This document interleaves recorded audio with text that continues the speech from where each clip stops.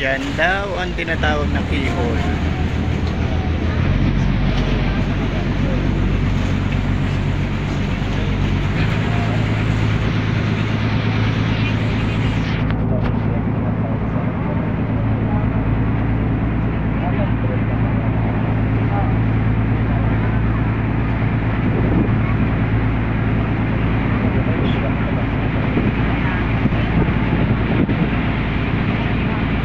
Natin ma'am is depends sa weather condition natin ma'am, kasi malakas po yung Puka ngayon, di tayo makapunta doon. Bali yung ano natin sa Puka Beach is yung Iligan Beach po. Iligan no?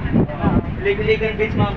Yan po yung Iligan Beach natin ma'am, yan po yung palit natin sa Puka Beach kasi malakas po doon sa Puka Beach.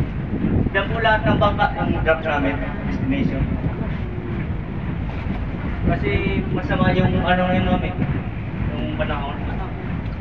Yung activities natin sa Iligan Beach is pwede tayo maligo dyan and picture taking and crystal kayak po kung sino po gusto mag-crystal kayak sa inyo. Optional naman po ito, pero kung mag-crystal kayak kayo, sabihin nyo lang po sa akin. Yung price nito is 200 pesos po per person. Unlimited picture na po siya and pag nalaglag kayo, wala pa ng bayad. Pag pangit po kayo, wala pa rin bayad. Opo, yun yung ano nila dito. Maganda po mag-crystal kayak yan ma'am.